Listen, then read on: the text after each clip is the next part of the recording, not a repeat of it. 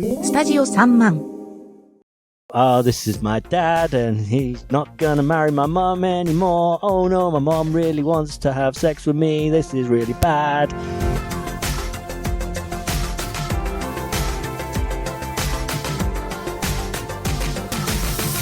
Hello, and welcome to this week's edition of the Nerd OD podcast. I'm Dan. I'm Reg. And yes, what? Why can I hear you so loudly? Your volume's pretty high, I'm guessing, maybe. It might be that. If you put both headphones in. Or maybe I'm sitting next to you. Weird. It's an in-person pod. Yeah, look at you. The first in-person pod. I'm going to be all MLA. flustered and not know what to say because I'm just sat next to this just Adonis. Oh, thanks. I know. I need that. Good. I need that. Thank you. Do you know what I need? What do you need, Dan? A birthday present! Woohoo! So, hi everyone, by the way. Yeah, so we are sat very glamorously in my car outside our local Cineplex as we await going to watch Shang-Chi in IMAX 2D, right? It's 2D, I think. Is it 2D? I don't think they're doing 3D films at the minute. I'm pretty sure it's 2D. Oh, that's annoying because Cineworld are doing the 3D and the 4X as well, so you can watch it and get like thrown around with the smoke screens and stuff like that. Yeah, but that's like about £12,000 or something ridiculous, right? Yeah, I mean, for certain stuff, it's worth it. Okay. But yeah, I was like, this is a good location for the pair of us to just be like, let's go and watch it. And to be frank, I don't care. This is the first film I've seen in the pictures for, I think Spider-Man was the last one I watched, maybe. Wow, no, that's ages ago. It can't be. I think it is. You've not seen anything like close to the pandemic? You've not seen anything during? Nope. Wow. Oh. So this is a very, very long time coming. That is a long time coming. Yeah. I've seen lots. You have? I did get to watch Suicide Squad. So you did? It's on Sky Cinema store now where you can like purchase it. Everything now is like 30 or 45 days post-cinema, isn't it? It is, indeed. Including Shang-Chi's going to be. It's apparently going to be on Disney Plus in 45 days. I think as a premium access, but a cheaper premium access, like 15 quid or something. Oh, right. I heard they weren't doing premium access for... No, but, that means it's going to be free in 45 days, but I can't believe that's the case. That seems way too this was the experiment, good. Wasn't it, to see what was going on, and that's why there's so many it would make sense if it was like, you have your theatrical window, and then you have your cheap rental window, and then you release it. Because that's what they've done with Suicide Squad. Yeah. Because it's not free yet, so... who knows? We'll see. Knowing my luck, he'll literally be like, tomorrow on Disney Plus. I'm like, I've just went to see it. That happened to us with Raya and the Last Dragon and something else. But it was one of those, it was like, I've been to cinema loads, but my partner Shell hadn't because she works. So I just go at like 1 o'clock in the afternoon down to my local cinema. So I saw that it was on at one of the cinemas and was like, oh, okay, I wasn't sure that was going to be in cinemas, so that's great, let's go. So we went, and then literally the next day, it was like, oh, look, it's coming to Disney Plus in like a week. Oh, okay. But do you know what? It was one of those, I'm really glad saw it at the cinema. It just, you got that big screen, like, yeah, I'm at the cinema watching a film instead of... That's why I want to watch Shang-Chi in the pictures rather than... In the IMAX. Yes, very true. But yeah, when did we last pod? So I've been away, and I did pod then. Yeah, okay, we podded last week. We did, and it's up. It is. Thank you, Reg. Thank you very much. Right. And I put the video up. Excuse me. The VOD is now up as well on Facebook and YouTube's. But now we're in person, and Reg is giving me a birthday present in some of the best wrapping paper I've seen. It's Toy Story 4. Yeah, so Oliver chose everything. That's fine by me. No problem. And also, that's the best sounding present you ever get. I can't remember what we've already got you in the past. So I'm hoping it's been over the 30 days for the for the window purchase, but hopefully they'll allow it for COVID reasons. But I do not have this one. Awesome. Excellent. It's for everyone at home, as this is an audio podcast. It's a Lego Super Mario set, and it's the Chain Chomp Jungle Encounter. I have not got any from this phase. So this is the second phase of expansions, and we do not own any of those. We have lots of the first phase, so that's an awesome present. Thank you very much, Reg. You're all right. Thank you. You'll have to thank Oliver for actually finally passing it up. Okay. And he wrote your envelope for you as well. Yeah, no, I mean, I would have asked. I would have double-checked whether it was you or him, but that's fine. I like it. Spider-Man, happy birthday. Enjoy it. That's not what Reg has written in the card, by the way. No, that's the most pathetic message in a card. I know, right? Uncle Dan, squiggle, that's fine. I absolutely love that. But happy birthday. When you open it, enjoy it. So the thing is, right, we were in either Tesco's or Morrison's, one of the supermarkets, looking at the cards, and he's seen Spider-Man, and he's obsessed with Spider-Man, Oliver. Okay. Good on him. Which is great. And he kept on going like, tss, tss, with his like fingers doing the web, and I was like, yeah, amazing, look, Spider-Man. And then I was like, what else do we have? So he took the Spider-Man card with him, and I was like, right. So I looked at it, and I was like, happy birthday, what does it say? And because usually, like, it was in the kids section. So it was like, hopefully it doesn't say, like, grandson or, like, son or whatever in the middle. Right. Mm-hmm. Like, well, we can't get that Uncle Dan, can we? Well, Reg, you say that, but I distinctly recall you buying, like, happy bar mitzvah for people for their birthday and things like that. And yeah so... No. I'm really sorry for your loss. Exactly. Card for someone at work once, and they screwed it out and put like birthday, and then literally like the day before when they hadn't been in work and I hadn't realised they lost a family member. Ooh. And we passed the card and they burst into tears, and I was like, "What's wrong?" And I was like, "Oh," and then got told this is why you can't do stupid things like this. And I was like, "Right." What are the odds, though? Come on. I know, right? But so I was like, right. So then I opened up your Spider-Man card and I was like, "Happy birthday!"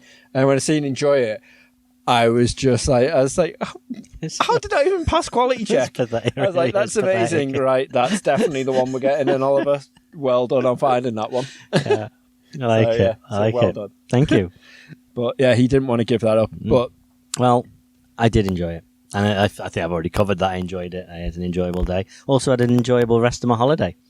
Excellent. I think when we last left off, I'd been to Legoland. Yes, you were in the car park of Legoland. Yeah, of the car park of the Travel Lodge. Yes. Yeah, we didn't sit in the Legoland car park. No, and we didn't stay in the Legoland hotel because it's obscene money. Plus, I don't fancy lying on a Lego bed. I don't know why. Do you know? I don't know. It sounds uncomfortable.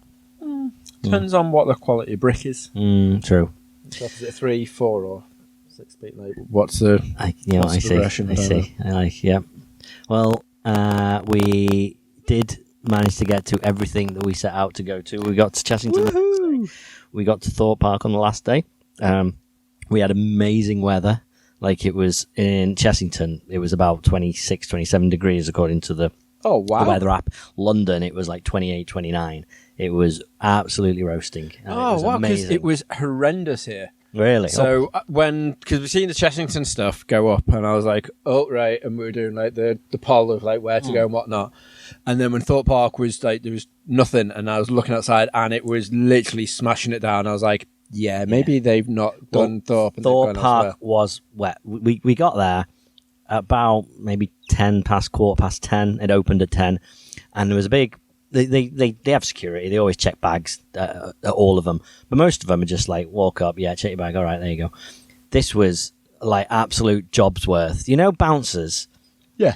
And they think they're amazing, and they just want to cause everyone misery, and it's like a power trip for them. Well, do you remember when I was the bouncer? When you pretended to be a bouncer in the pub, literally about 100 yards from where we sat, yes. That was fun. Yeah. So, they were just... They were shouting at everyone, being an absolute pain and taking ages. And as soon as we got in the queue, it started raining and then it started pouring. And I put my waterproof on, which isn't waterproof anymore, I found out. Oh, no. So I was getting wetter and just, not angry, but just like, I don't want to do this. Yeah. I feel like, do you know what? If we weren't so far through the queue, I'd say, let's go back to the car and let's sit there for half an hour until the rain stops, because it's probably going to be how long this queue takes anyway. And it did take about half an hour. We got through, and Thorpe Park, you go across the bridge and in the dome, and you get out the other side. As soon as we stepped out the other side, rain stopped. We're like, great, okay. All right, Nice. but that's good.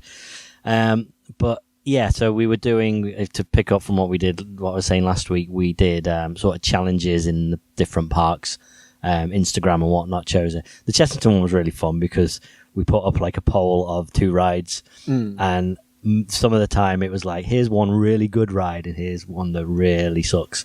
Yeah.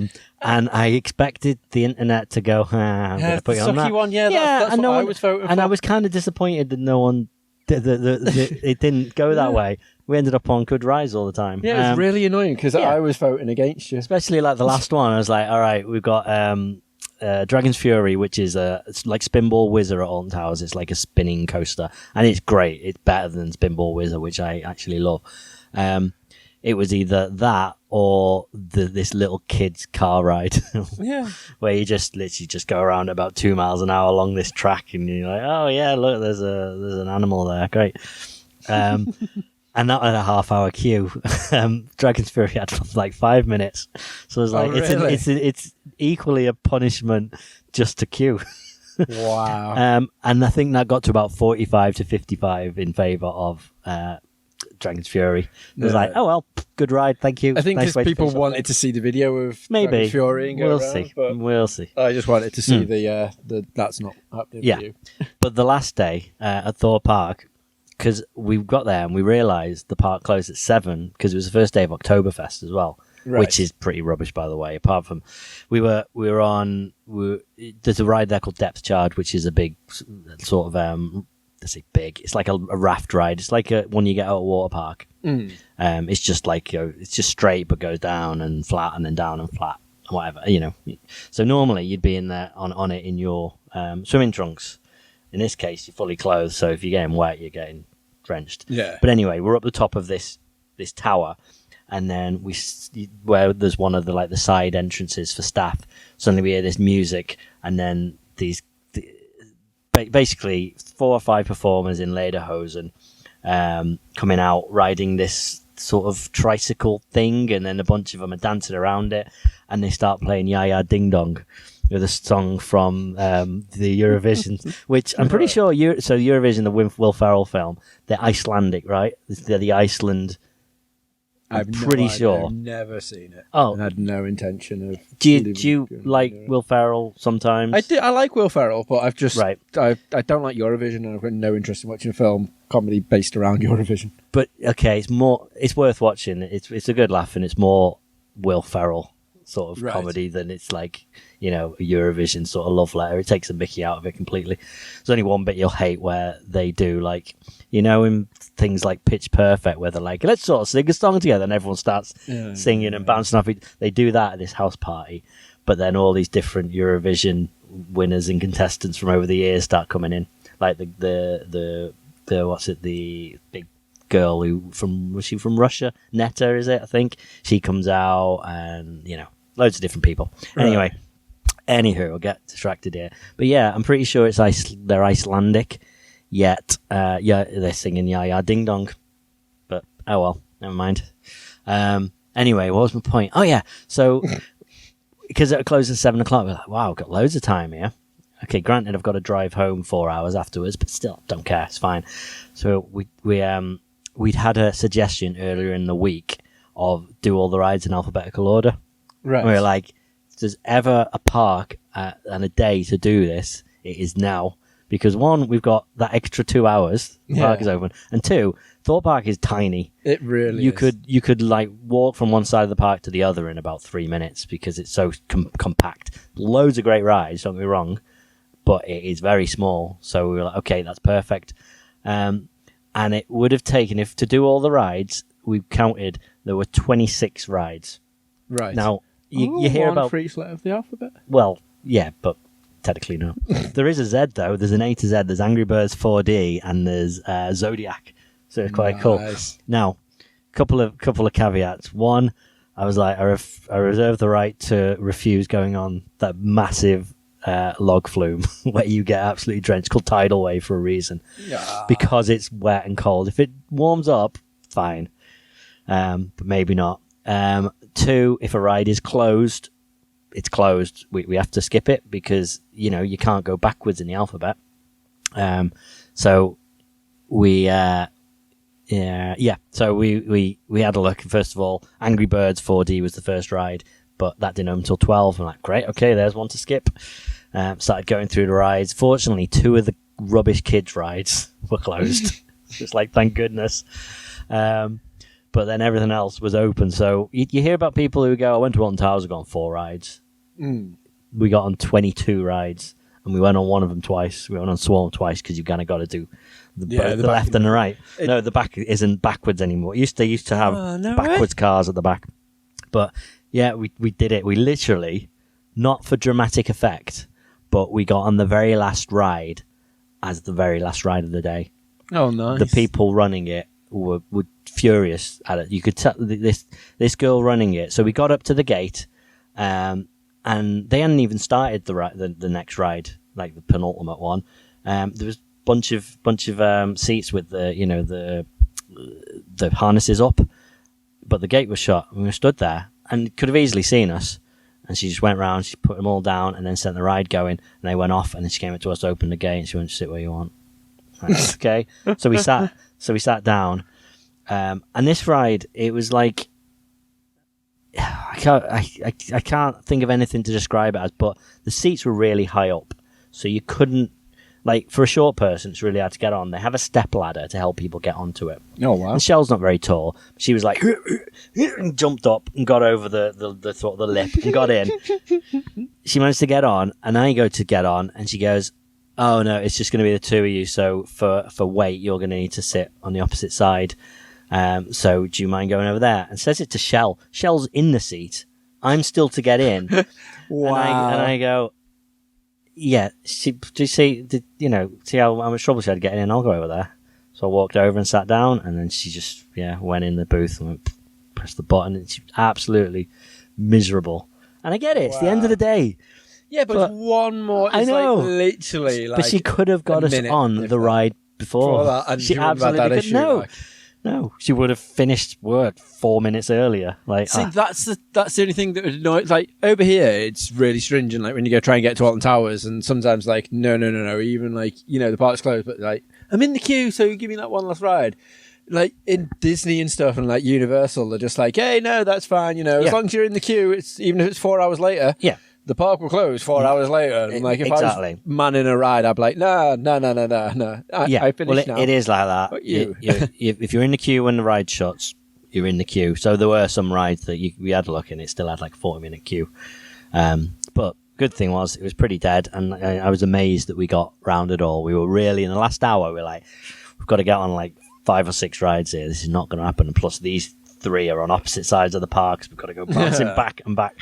2 of them next to each other, but there's another ride in the middle that was the opposite side of the park. It was really fun. I'm really glad we did it. Oh, that's cool. But anywho, but then on Wednesday we were in London, and we went to see what I found out was actually a preview of the Back to the Future musical. Oh, it was a preview as well. Officially, when you have soft openings of theme park rides and stuff like that. So it was in sort of preview mode until yesterday, the 13th of September, which was opening night.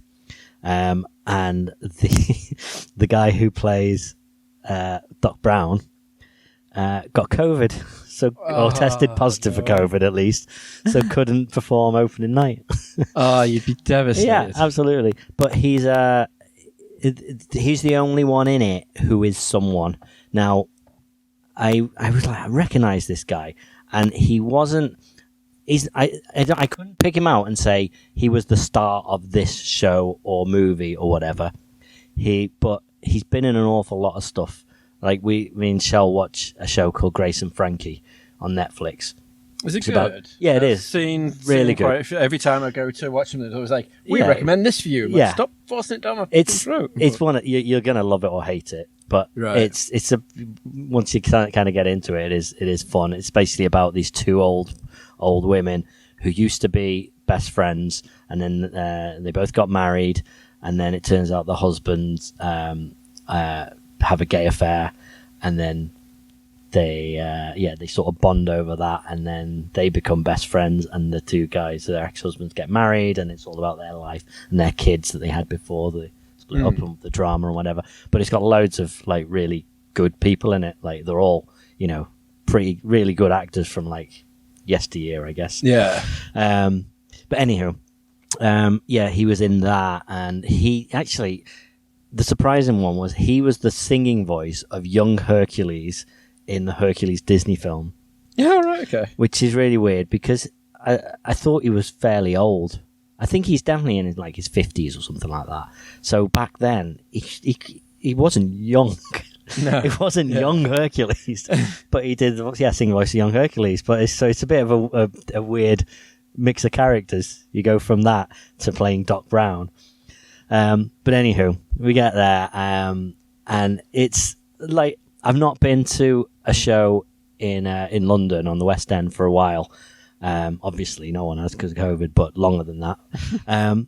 But they really gone to town in terms of not even just the auditorium, like the actual, the bar and stuff. They themed one of the bars to Back to the Future. They put up the giant clock, and it was like a photo op.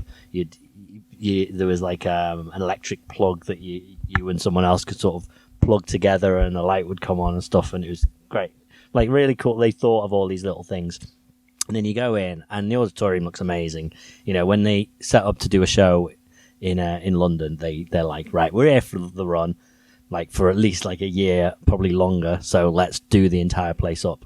So all the walls were covered in these panels that is when anything happened, like if there was a bolt of lightning or the DeLorean did some, time jumping or whatever. I was going to say time machining. Time traveling. There you go. Traveling when it did some time traveling, it would go. The lightning would go up the panels and stuff, and it looked awesome. But anywho, the show starts, and the guy playing Marty comes out, and he sounds exactly like Michael J. Fox. Like he's really doing a good impression. Singing voice didn't, because you've got. Marty McFly's singing voice from when he does Johnny B. Good and stuff. Yeah. But regardless, like he's a really good singer. Apparently he's won awards. But yeah, he absolutely nailed the impression. Then Marty's dad comes out. Again, like the most spot-on impression of the character I've ever seen. Every single person. I'm curious how the casting went, because everyone was so perfect to the character. Biff was brilliant. Like his voice was just absolutely spot on. Only one that didn't sound like it, like her, was Jennifer, but she wasn't actually. Well, she's not that big a part in the first film. Right. She obviously comes into the second one when they go to the future. But yeah, all the way through, it's just like part of it is like, wow, these guys are like really good. I'm amazed at how well they can do impressions and impersonations of these characters.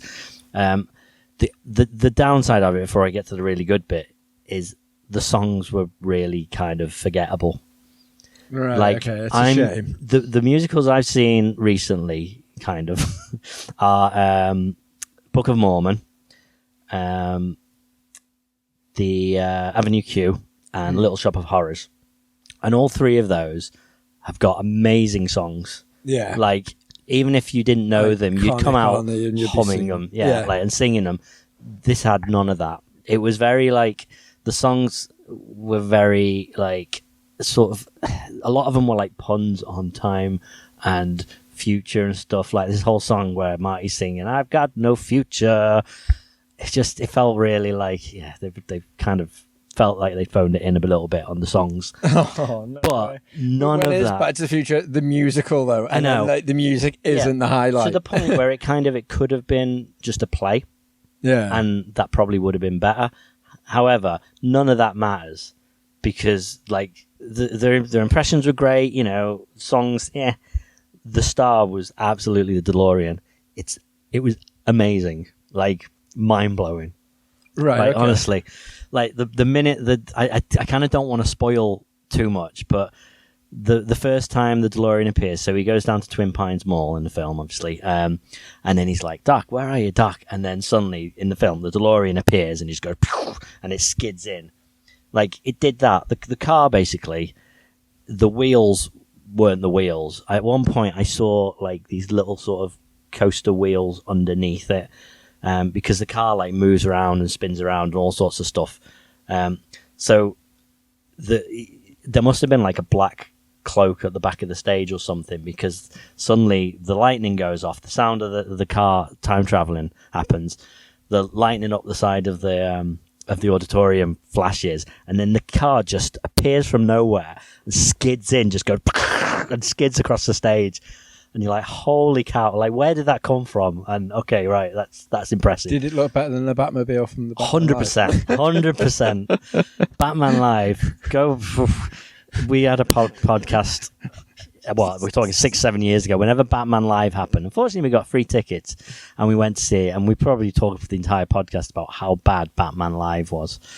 But anyway, so this car appears and it's amazing. And then they had to change the story a bit because they don't want to put like Iranian terrorists. Yeah, so there's certain things that can't really hold up now. So they kind of, there's a few times they take liberties with the story to change it a little bit. But it works. It's absolutely fine. And it makes it nice because it's different. It is. Well. Yeah, there's enough little different bits.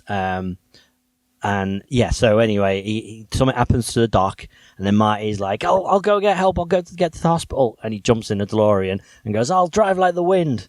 So off he goes, and he obviously gets up to 88 and doesn't realize, and the time travel, it's just amazing. And part of it is just they've just sort of projection mapping, and this screen comes down that's transparent, and all the effects are projected on that, and that looked great. And it was like, okay, right, brilliant. Like, I just want more of that. Then you had sort of an hour of songs about, you know, oh, this is my dad and he's not going to marry my mum anymore. Oh no, my mum really wants to have sex with me. This is really bad. All that sort of stuff. Right. Pretty much like that. We've got the beginning of the pod. Anywho, so yeah, I was like, just time travel again, please, come on, just time travel again, just do it again. And then it gets to the end, the sort of the big finale when the clock tower is going to get struck by lightning, and Doc's on top of the tower, and you know he's got to connect it all together, and all that. It was amazing. It's like to do this on stage. I'm kind of really still quite confused how they managed to do it. Because it was like, in a film, you'd flick to Marty a mile down the road in the car, getting ready, and then you flick over, you know, to Doc on top of the tower, and then you flick back and they did that. Like, you'd see Marty sat in a DeLorean miles away, and then suddenly, like, it maybe took about 3 or 4 seconds, there would be something would get projected on the screen, but in that time, the car must just get dragged off stage, and then the front of the clock tower gets whipped in really quick, that he's stood on top, and then suddenly the light's back on, and he's there on top, and it was just back and forth, and then the car just does its acceleration, and then the time traveling happens, and it was just absolutely mind-blowing. Wow. I when you told me you were going to watch Back to the Future musical, I remember a fair few months back on one of the pods, we were like, oh, they're doing a Back to the Future musical. Because it was going to be in Manchester. Yeah, so I was like, I'll have a look at the adverts on YouTube, the lot of trailers for it. And then I seen it and I was like, oh no. Like, it just looked really cheesy. And then I was like, I felt really bad because he's gone like all the way to London. He was hoping to watch it. I just hope it's going to be really good for him. Yeah. I know it's not going to be, but as long as you get to giggle out of it. And then you messaged me and was like, wow, like wow. And I was like, oh wow. Okay, so it's amazing. So that's really good. So I said to Ash, I was like, he went to watch it and it was amazing. And she was like, oh, well, I'm relieved about that. Yeah. So well, the weird thing was, I don't know whether it was any different in Manchester. I don't know whether there were limitations of what they could have done then because it was a smaller theatre maybe, but I think just the promos were awful for it. I think that's as far as I'm aware, it's the same show. And it was supposed to be in Manchester for something like 6 months, and then it was going to move to London. I don't even know why they decided Manchester's the place to premiere it, because it's got such a big history with Back to the Future. I don't know. So it was supposed to be there, and it was on for a week and a half, and then COVID shut everything down. Yeah. And then they said, all right, well, by the time everything opens up again, we were supposed to be in London, so we're just going to move to London. And everyone's like, you coming back though? And I'm like, yeah, it costs too much, sorry.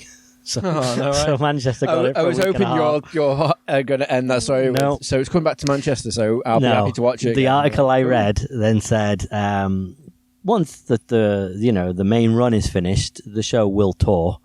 But who knows when that'll be? I mean, look at Book of Mormon. How long was that showing before they went, all right, now we can put it on tour?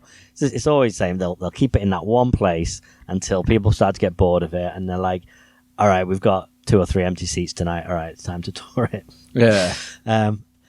But yeah, I feel like the audience were kind of on the same page as me. You could hear there was a lot of people reacting when moments from the film happened or lines from the film, and like the big laughs. The jokes weren't even that funny. It was just like, it was more laughing at like how well they recreated the part in the film. Right. Okay. That's the impression I got from a lot of people. But anywho, all that was amazing, like the time travel. And then, and this bit I won't go much further into, but then the show is about to end and they're in the present day, or 1985 rather, their present day. And then suddenly, the DeLorean appears again. And then the doc comes out and he's like, Marty, you've got to come with me. We've got to go back to the future. And then he gets in.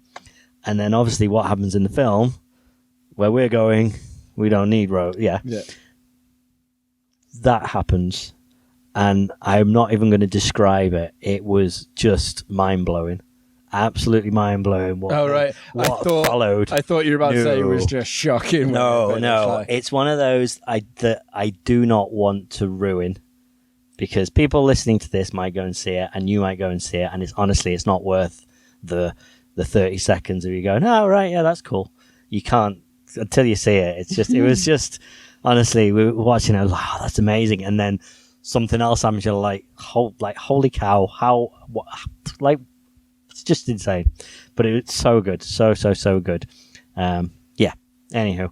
But I'd say Doc Brown and the DeLorean, they were probably the 2 best bits. Right. Okay. His Doc Brown impression was really good at times. In others, he kind of made it a bit more his own, which was kind of nice to see. Yeah, I was going to say, it's actually nice to have a bit of personality moving into it. Exactly.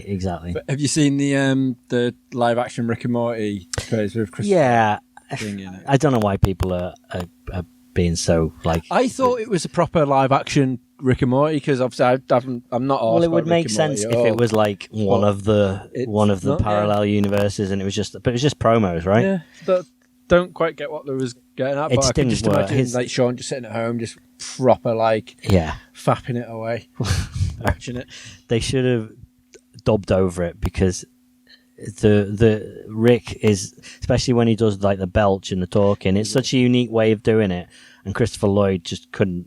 Most people, I'd say, couldn't do that act justice. And the guy, and while he, fair enough, he is Rick. That is literally, he's based on him. The kid, I thought that, I don't know, just didn't strike me as Morty, but fair enough. Don't get it. Don't really get it. The last episode was incredibly confusing as well. Right. But I think episode 7 of season 2. Oh, okay. 7 or 8 is that where you maybe got to? I got to, and then I was like, It's definitely not been as. It's always the same with these things. They get a bit too caught up in like the lore and trying to be like, I don't know, furthering the story and not just being this funny story of the week. So it's a bit too big for its boots. Still enjoy it. There's not much on telly that's like it, so still watch it when it's on. Have you watched any of What If yet? Only a couple of episodes. And while the first one, I was like, yeah, that was fairly decent. I'm surprised they picked that as the first episode, because it definitely wasn't it's not the strongest holy cow, thing. Whereas the second one was great. Like, I really like, spoilers if you haven't watched it, but at the same time, it's not really got any impact in the MCU, so it's kind of fine. When they mentioned Thanos, so the second episode was what if T'Challa became Star-Lord? Yeah. And it turns out he does Star-Lord 100 times better than I forget the character's name, but the Chris Pratt's Star-Lord does Star-Lord, in that he's actually. When you said that, I was like, his name is Star-Lord. Yeah, no, the actual the human name, right? Yeah, I forget. But anywho, he actually is making a difference in the universe. He's saving the galaxy or whatever. He's guarding the galaxy. And they mentioned Thanos, and then a couple of minutes later, Thanos is there, and turns out Thanos is on his team, and he's like, "Yeah, I mean, it was great when you taught me out of my my killing half the universe thing," and I was like, "Oh, okay, that's just going to be a little throwaway joke." Yeah, oh, there's Thanos, and he's going, "Oh no, he's in the entire episode." Yeah, and he keeps bringing up, like, you know, I mean, I think there's some real credit I should have got for that idea, you know. Still think we should maybe, you know, circle back to it later. It's just great, you know. But that's as far as I am. Right, okay, so I won't go into it. No, we'll watch. It's one of those. It doesn't matter when we watch it, so it's just that when there's nothing else to watch, let's do another episode of that. Right, okay. We are nearly at time where we need to go and watch film. Yes. So what we figured was we would do first part of this pod. We would then go and watch Shang-Chi, and then we can talk about it for another half hour or whatnot, 25 we've minutes. also got the Hawkeye trailer to talk about. That is freakingly good. Yeah. So we may as well just do a Marvel half hour. Yeah, why not? Okay, so we'll see you in 4 seconds. 4 seconds from now. Hello and welcome to this week's edition. Oh, wait a minute, we've already done that. We did 4 seconds later. Yes, sorry, even better. That was a great 4 seconds. That was a good 4 seconds. We fit a lot in there, Reg. We did. Fit a whole pint. A whole pint. A quarter of a large popcorn. Yeah, you did well with that. It's well worth that upgrade. To be fair, if the tooth wasn't goosed, I would have gone through it. But yes, so we'll get to Shang-Chi in a minute, because yes, that was incredible. But I was just telling Dan a funny story, because I had to go to the bathroom like 3/4 of the way through the film. Yeah. Because I was eating the popcorn, and as you're aware from last week's podcast, I've got an issue with my tooth. So I got some stuff stuck in it, like popcorn stuck in it, and I was like trying to get it out, but obviously in the cinema it's pitch black, can't see anything, and I didn't want to sit there fiddling around. So I was like, I'll go to a place with light. So I went to try and take it out, and my mouth just started like pissing blood. I was like, and I just spat it out into the sink, and I was doing it. A guy came out of the stall and just looked at me, looked down at the sink, and then I coughed and a bit of blood come out, and I was like, I can explain. And he just like didn't even wash his hands, just like ran, and I was like, I'm not positive. I did a test before. I'm all right. I've not heard of anyone COVID coughing blood. I don't think that's a symptom. It's more Ebola, Reg. The funny thing is, he was literally like the next row in front of us. Yeah. It's like 6 down. Have so you when I was walking back up, he was like, oh no. Have you been to the zoo lately? You come into contact with any primates?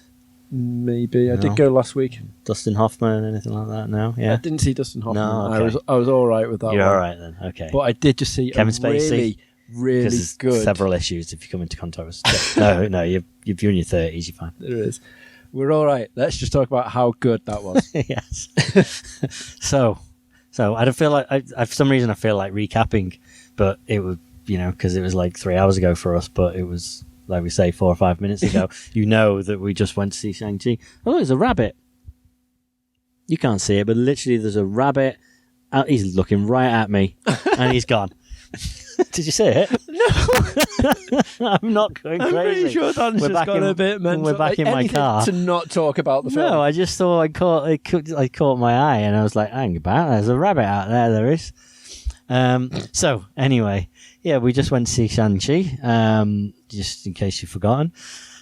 So it's been out a week and a half.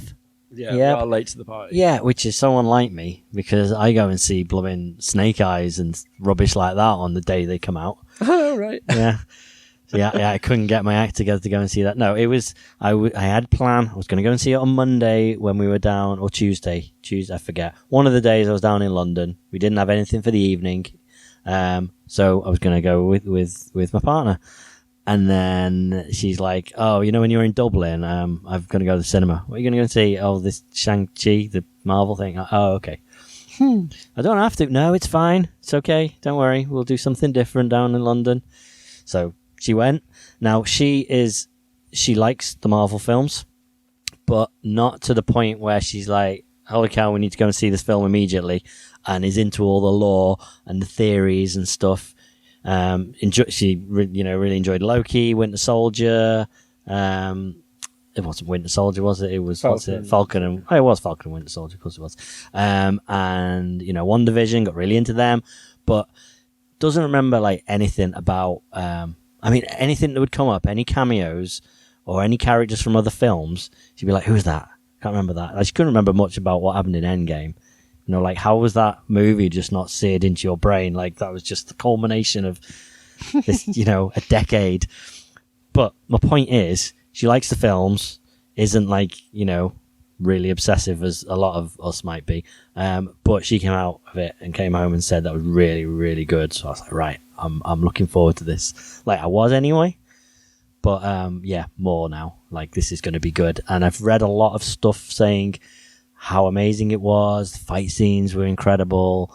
The story kind of makes sense. The villain has an actual motive, and it really nice. Comes across. It's not just like, I'm going to go and do this. Why? It doesn't matter.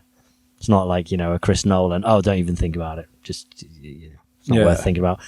It really made sense. And I 90% agree with that. I thought it was great. There were issues, I thought, in the middle. But the first hour and the last sort of 45 minutes were great. Yeah. I don't know what you thought, but I also don't really want to spoil a couple of things, like a couple of characters that pop up in it. But the bit that took me out of it and made me go, ugh, for a little bit, was when a certain character appears in it. Someone who doesn't do a very good Scouse accent, let's say. Yeah. Which shouldn't give anything away, hopefully. No, I'd say they overused that. It was what they call it. It's MacGuffin, isn't it? It was like, here is a thing that pushes the story on. We need to get them from A to B here. How can we do it? I know. Let's introduce a character and a little Disney cuddly toy that we can sell to get them to the next point, because we don't know how to do it otherwise. Plus, we need to explain a pretty big plot hole that people are going to be worried about from previous movies. It's probably obvious now what I'm talking about, but I won't clarify it anymore. But there were definitely, I'd heard in advance people saying, I'm going to say this is totally unrelated to what I just talked about, so it doesn't give anything away. In Iron Man 1 and Iron Man 3, we're introduced to the 10 rings, right? And in Iron Man 1, the 10 rings are just this ragtag terrorist group, right? Right, okay. I'm trying to remember. I'm like, okay. It's been a while back. Yeah, so, but then in this film, the 10 rings are this, global organization that clearly have really got their act together. Yeah. So, and I even saw a post saying, look, I love the film. It was on Reddit. I love the film. Thought everything was great. But the one thing I can't shake is how these guys were the same as these guys. It was a picture of the original 10 rings and then this 10 rings. But they do clarify it twice. It was like they felt like, right, we really need to make sure people understand this, that, this was intended all along, which it definitely wasn't. Yeah. So they do explain this was an organization that took our name to try and, become legitimate. So they explain that. And then later on, another aspect of that whole thing comes into it. And it felt unnecessary. It felt like they were just putting it in to, like I say, to cover that, to make sure that there weren't going to be any of these fans out there going, oh, well, what about this? Why isn't this happening? Why is this, who was that? But it didn't ruin it in any way, but it definitely made me go in that sort of middle 30, 40 minutes was like, it just really didn't have to. Really did not have to. There's a couple of bits that took me out. So we had him, that character. Yes.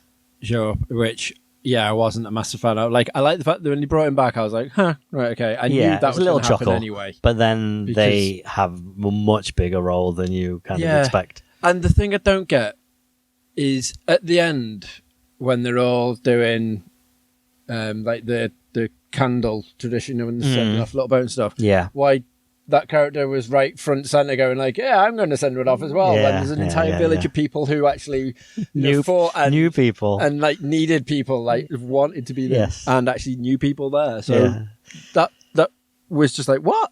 It was just to wrap up that they weren't dead, wasn't it, really? Let's face it. I think just be like, look, they are still alive. It's just bizarre. That there was quite a few moments where like the CGI in that film was incredible for like 80% of it. And there was just so many bits at random intervals where it was just shocking, like really bad. So there's a bit quite early on in the film when they're going through a forest and they're getting towards a cliff and it sort of shoots off and there's a guy that falls down. And it just looks as though someone's gone, oh shit, right. Oh yeah, the I'm forest on didn't Microsoft look Paint particularly and great, just like made a thing on Microsoft Paint. And I'm like, what? And then you've got like the proper CGI, like beasts and stuff, like the Chinese lore and all this sort of stuff, which look insanely good. And then all of a sudden it's like, right, okay, now we're watching like a PS5 version of like, you know, King of Monsters. And I was like, come on, no, like you were doing so, like the bad guy in the film was amazing. And the purpose that he set out for, like you said before, you know, he actually has a purpose. This is what he wants to do. They definitely explain it all, and it all makes sense when he's explaining it. It's not just like, oh, okay. Yeah. You're like, yeah, okay, you know, it's this. And I get that this is something that is an effect of what he's after and sorting out. But that could have literally been a background thing. Like, that fight was good enough to not need a big whole huge CGI, like let's have a water dragon fight against a fucking big another thing. Dragon. Yeah. And that just made me go, because like I was really enjoying, and as we were talking about before, like I love the martial arts films, and you know, there's so many nice callbacks to like proper like old school films like IP Man and obviously Crouching Tiger and stuff. Yeah. I got the Shenmue references quite a bit coming through that, which was awesome. Yeah, Reg turned to me and went, did you just iron palm him? Like, yeah, he did. He iron palmed him. But it was like when he's training with his nan sort of thing, you know, when they're in that proper, that was just amazingly well taught, like Shenmue bit. And I was like, oh, that's so good. And like that sort of stuff I really, really enjoyed. And yeah, as a whole, it was a fantastic film, but there was just those couple of little snippets that just made me go, and so many pointless bits in it. Yeah, like I think so. As people are aware, like Abomination's in it. Yeah, from the trailer. They know that anyway from the trailer. Why? Like, there's literally this little bits like that, which again, you know, they go on for like 3 seconds. It's to give the other cameo something to do in the film as well, I think, to introduce another character. Yeah. Maybe. But there was they could have done so many other things for that. Yeah. That's the thing that gets me. I'm just like, right, okay, that's such a weird throwback. Bizarre. But it was thoroughly, thoroughly enjoyable. Yeah, see, I think that the problem was that it was, because it was, what was it, 2.5 hours? At least 2 hours 20. Probably was too long, in that there was quite a few little just bits they could have cut out to tighten it up a bit. Like, I would love them to have taken out Katie. Right, okay. Wasn't a mad fan of Katie. So is his friend played by Awkwafina? Yeah. The weird thing is that they bring her in as this sort of, you know, the companion, but she's also got her own thing, you know, she's strong and whatnot, and she can drive really well, as they kind of make clear quite early on. This might be important. Look, she's driving a Ferrari and she's doing it really well. Just maybe keep an eye out for that. You never know. But then they also, I mean, at the end of the day, we're going to bring in some spoilers a little bit here, but we'll try and keep it to a minimum. The things that I know that people would want to be surprised by, we're trying to avoid. But when you meet his sister, like his sister's, it almost is equal, if not, you know, if not absolutely is equal. She's got, you know, he's really good with his staff, but then she's great with knives on the end of ropes, and like it's really cool in the sort of way that like they've got their own unique fighting style and weapon. Yeah. So that worked great, but they they just kind of ignore her. Yeah. And they focus on the fact that, like, okay, Awkwafina's character is the second in it, when his sister is so much, so much better suited more for entertaining, it. And especially at the very, very end, when you watch it and you watch the after credits sequences, both of them, the one at the very end, it kind of makes sense why, but it's, don't know, the way that they're both pretty avoiding trying to say stuff here, but they're sort of both called upon to go and meet this other character in one of the after credit sequences, and I was like, why are they inviting her, Katie, his friend? Why aren't they bringing his sister? And again, it makes sense a bit later on, but it just she could have been, like you say, completely forgotten about at that point. The annoying bit is when she was like helping the village out, and she was like, "Oh, I'm going to carry these." I was like, she's going to use that. Yes. And that's going to be one of the really important things. Yeah. You knew straight away, and then as soon as that thing came out and you seen the burp, I was like, right, I know where this is going. Yes, okay. Yeah. And I was like, it's just why use it like that? Yeah, of course, she's got to play an important, that second, the sidekick has got to play an important role in the final battle, and it was building that up to that. Okay, so if you've seen it, you know exactly what we're talking about here and trying to tiptoe around. Yeah. But now we're saying quite a few things. We're like, oh yeah, but this and this, and we keep coming up with more things. And we've had many a film where we've sat talking about it afterwards. Let's give the example of Wonder Woman. So we've got a video on our YouTube channel where we used to do in-car reviews after films. Yes. And we're coming out and we're like, yeah, I really like that. It's good. And then we start talking about it and we're like, yeah, but what about that? Yeah, you're right. What about that? Yeah, oh yeah. Forgot about that. Yeah, and that. Oh, yeah. And the more we thought about it, the more we started to not like it as much as we initially did. Yeah. Now, that's what this sounds like. Yeah, but I definitely haven't got that. No.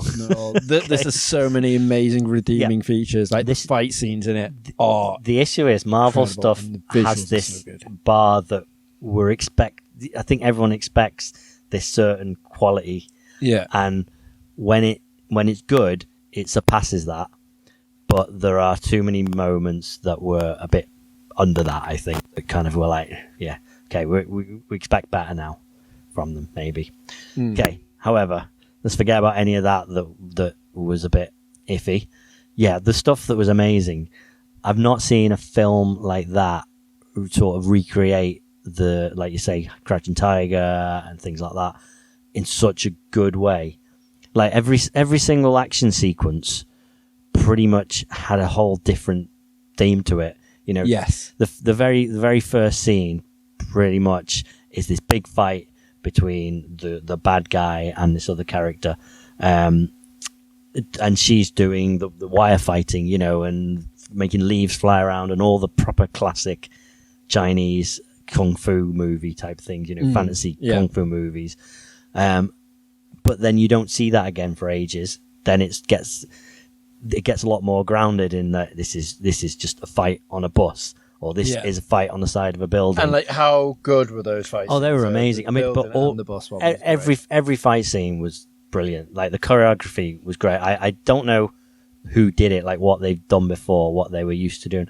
I'm assuming that it was someone who's worked in that sort of field before. Yeah, I'd hope so, because it seemed to really show that they knew exactly what they were doing with that.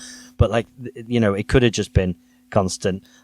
When I watch certain films like that, like Crouching Tiger like films, it gets a little bit old and a bit weird and unbelievable, and oh yeah, look at them flying around everywhere, because every single fight is the same sort of thing. Yeah. So that was what was great about this. I thought, okay, he's going to have the same sort of power or whatever, but they don't really play on that. I mean, it comes back a little bit at the end, but it was like, no, this is just, you've had that fantasy fight scene, shows that it exists and it can happen. Yeah. But now the rest, pretty much the whole, 80% in the middle is going to be real, like just really good people fighting. Yeah. Yeah. It really is. So yeah, that was amazing. But yeah, the first fight scene on the bus is just brilliant, absolutely brilliant. And then there's a whole fight scene on the side of a building where they're sort of climbing up and down scaffolding. And like this guy, so Simu Liu, right? Mm-hmm. The only thing I know him from was he was in that sitcom that's on Netflix, Kim's Convenience. Oh, right, okay. Right?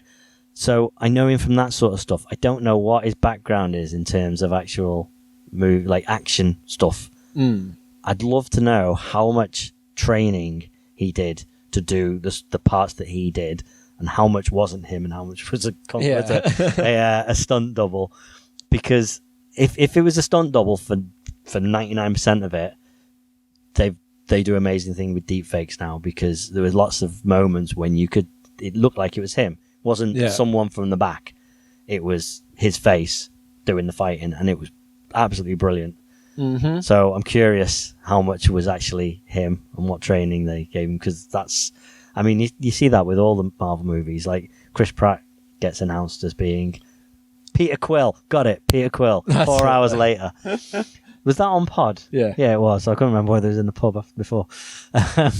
Yeah. You know, when he got announced as a part, and everyone knew him as Fat Andy from Parks and Rec. Yeah. And then all of a sudden, boom. And he's like, yeah, exactly. And the same with, I forget the guy's name, from the guy who's in Eternals and in Silicon Valley. Oh. He's Dinesh in Silicon Valley. That's all I've got in my head. I'm trying to get his... But it was the same thing. It was like, you know him. And he's just, just normal looking Dinesh.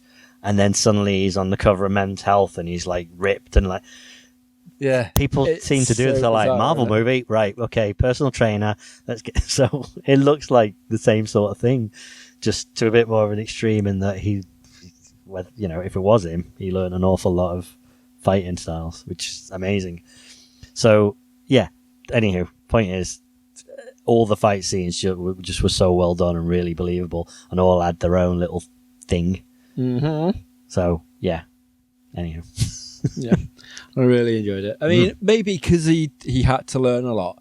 You could say maybe he took the red pill. Oh, okay. And he went right. Are we finished talking about it? We're not going to talk about the impact on the rest of the MCU that happens in the ending credits. Oh, were you allowed to do that? Well, not specifically. Right, okay, cool. I think that basically, you haven't seen Black Widow yet, have you? No, so very no interest. The after credit sequence then shows how whatever happened in that is going to tie in with the MCU, but it just felt like a little bit of here's a little tick box. Yeah, isn't she going to can I say? I think so. That's been out long enough now. Right. Yeah. So Florence Pugh, who plays Yelena, so her Black Scarlett Johansson's sister, Natasha Romanoff's sister, it's sort of no, actually. Kind of. So she went through the whole same training as her sister, so she can be a Black Widow. But she are you okay for me to say this? Yeah. So she is going to, she thinks she's working for some good guys, but it turns out she's working for, in Falcon and Winter Soldier, the character that comes in to take a US agent. US agent, yeah. After he goes mental, basically Elaine from Seinfeld comes in and says, "Oh, we'll get you in our organization. We'll pay you a lot, and it'll all be fine." So she turns up, and they make it clear that they are working together. That Florence Pugh's character is working for them, who are the bad guys, but they, she doesn't know it. Is the point. Right, okay. So the point is, that ending sequence doesn't really do much in terms of, set a lot of stuff up. It just pretty much is what we already know, that they are gathering, an anti-Avengers kind of thing. Right, They're putting a bad guy team together. Whereas this was the first time, and I didn't really think that, that this was something that would happen, that it was needed. But at the end of the day, this is the first proper continuation of the next phase. Yeah, from thinking. Yeah, exactly. Because the TV shows do the little nudges in that direction. You get some bits of, okay, we know where we're heading, but this is the film. This is on the big screen. This is important. So they really, in the end credit sequence, make it clear, look, this is where we're heading with this, and actually this is really exciting. So, yeah. So that's all I want to say. But yeah, there's a Matrix trailer. Yeah, that you know what, we can go past that now anyway. We'll talk about that next week because that was just a nice little funny segue to go into that. Okay. But what we can talk about while we're on the subject of Marvel is how freaking good is that Hawkeye trailer that they announced that's coming out. Yeah. So obviously we're just talking about the Marvel Disney Plus series, which are carrying on to show us whereabouts we're going and, you know, where the other characters that we haven't seen for a while are now and about. Yeah. We have finally Hawkeye getting some proper credit. Yeah. And it's about goddamn time. Are you that big a fan? Like I liked how they used him towards the sort of the middly bit. Like I love Ronan, but I love Clint. I think Clint's like just a really good character. Yeah. Okay. So I was annoyed, like with the first Avengers, he was just used, like there was no point in it all. And I like the fact that they started trying to work towards it. Like his humor is great. Like obviously he is the poor man Green Arrow. I will always go with that. Okay. But I liked how he was like, you know, the down to earth human guy. That's a blah blah blah. Like the family guy. He's a really good character in that, I think. So the fact that when he got his own show, I was like, really? Is there like, can you really do like what they're going to do with it? And then when he said, right, okay, here's Kate coming into it. I wasn't surprised that they were doing a TV show because let's face it, you know, I'm surprised it's not animated. That's the one thing I was surprised about. But as we found with What If, people don't care as much about the animated stuff. They don't feel like it matters. But that's because What If doesn't. No, I think it would be the same. That's it. Well, the weird thing is that's got the most viewers out of all the MCU TV shows and has been greenlit for season 2. I mean, no, I'm not saying it's not good. No, I get that. But I've not spoken to a single person who said, I'm watching it like as soon as it's on. Every Wednesday I get excited and I get, you know, have my dinner and I watch it. It genuinely is.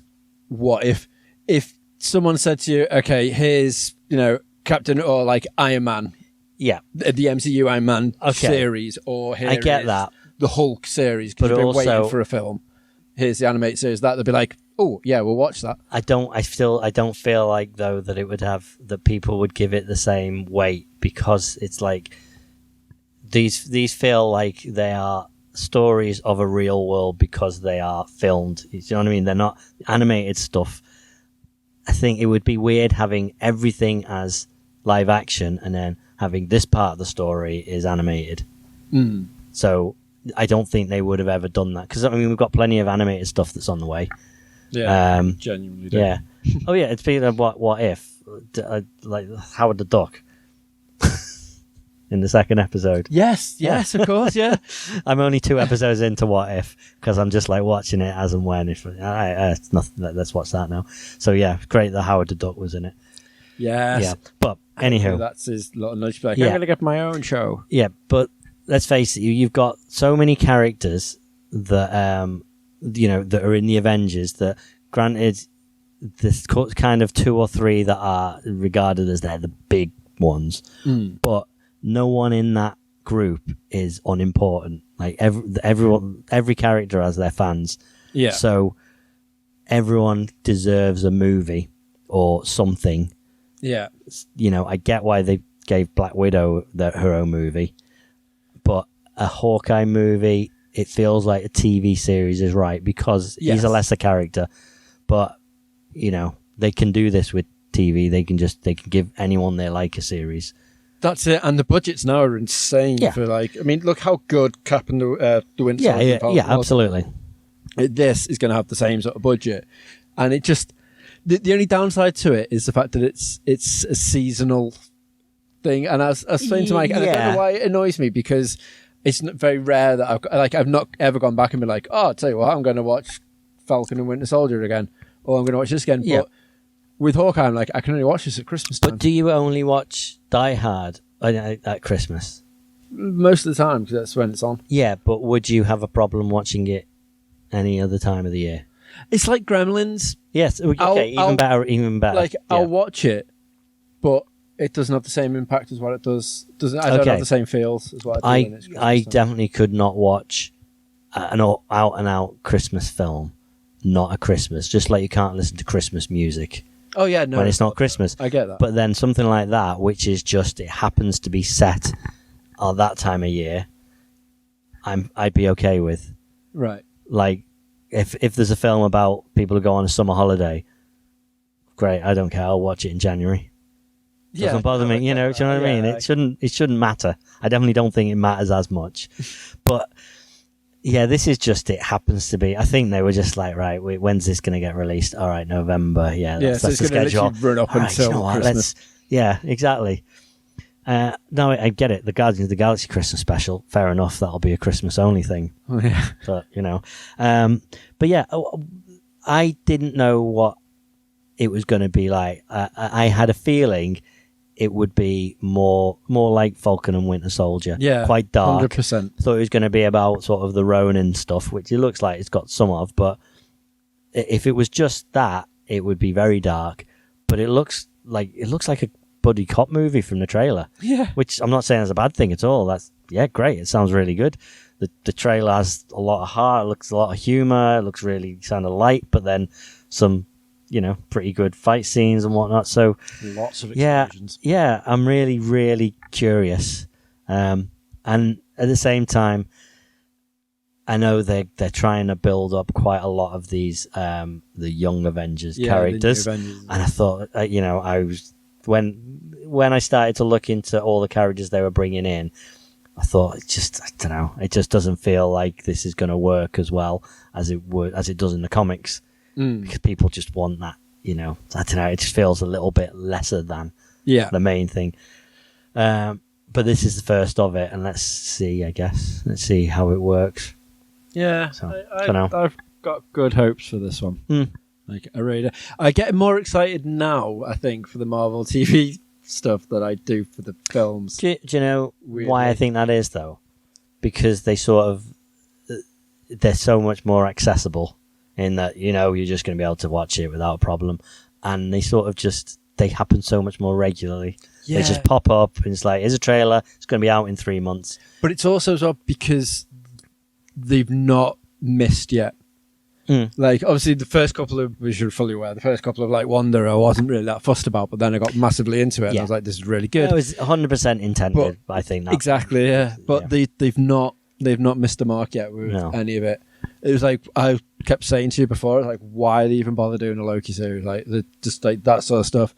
Like, he's gone, blah, blah, blah. And then I'm like, that's one of the best TV series I've watched in a long time. Like, really enjoyed that. And again, it's like, with this Hawkeye one, I know it's going to be a really good show. So I'm like, I physically can't wait. Like, I really want to see Shang-Chi, but I'm not. I can't. I think it's Eternals that's next. Yeah, like that. Meh. I prefer to watch Hawkeye than that. Well, so when the trailer came up, because before, didn't you? So you've seen the newer trailer, right? Yeah, and you thought that made it look decent. Yeah, right? A lot better. So yeah. That first trailer, I remember when that first trailer came out, it is really just like, this is coming, here's what it looks like, here's a real hint at what it's going to be about, but we're telling you absolutely nothing. Which is odd that they're still showing that trailer, I guess. Yeah, I don't get why they're showing that one. But I saw it and was like, all right, I'm intrigued with this, but I'm glad I don't really know anything about it. The second trailer is the absolute opposite of most Marvel trailers. It is like, here's everything. It just tells you, like, this is what happened, this is a story, and this, it's actually, if I remember right, it's been a while since I saw the trailer, but isn't it someone explaining to another character, oh yeah, this is what we are, this is why we don't interfere, like, it tells you everything that people had questions about after that first trailer, which is, I thought that was kind of bad. Counterproductive. Yeah, which is the same as the Spider-Man trailer. We've already talked about it, but it just felt too much for it. Like, no, absolutely. Yeah. Look, I thought more of it seeing it on a big screen, but I definitely thought, I still thought the same. Like, I don't get Doctor Strange's motivation for doing this spell. Like, he was so like, I can't interfere in this. I've done. Yeah, no, exactly. You've just got to have faith that it's not. But same with the Eternals trailer, that it is the tip of the iceberg, and they're pulling a 180 on us. There's going to be something totally different, which yeah, that's fine. I'll stick with it. So yeah. Anywho, I will try before next week to watch the last Matrix film because I've watched the first two fairly recently. All right. I watched the first one because I had nothing else to do, and I was flicking through Amazon. And I was like, oh, yeah, I'm just gonna put that on the background. Love that film. And then I was like, if I watch the first one, I need to watch the second and third one. And every time I do it, I put on the second one. It's garbage. It's just so bad. And then the third one is a little better. Yeah, but still not great. It's exactly. It's like, okay, so I need to get around to watching it because I watched the trailer and I was like, oh yeah, okay, I like the look of this. It looks decent. And you know what? To see a Matrix movie made nowadays with what they can do, I think that's going to look impressive. Yeah, it's weird to know what I don't understand how it exists. Do you know what I mean? Yeah.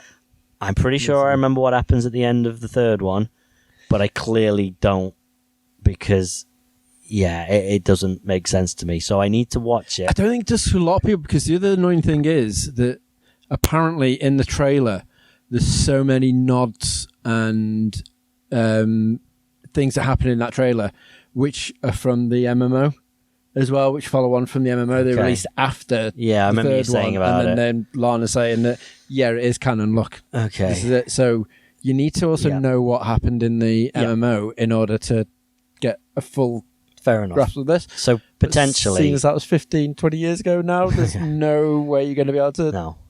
Well, experience potentially we'll talk about it next week. We'll probably forget to, but if we do talk about it, I will try and have a little bit better understanding of how it might work. Right, okay. Because I'm really curious. At the same time, it's out in like 2.5, 3 months or something, isn't it? Yeah, it's weird. It's crazy. No. Yeah, Christmas before you know it. Good end of year for films, like. Yeah. Loads. Spider-Man Eternals, Matrix, and something else.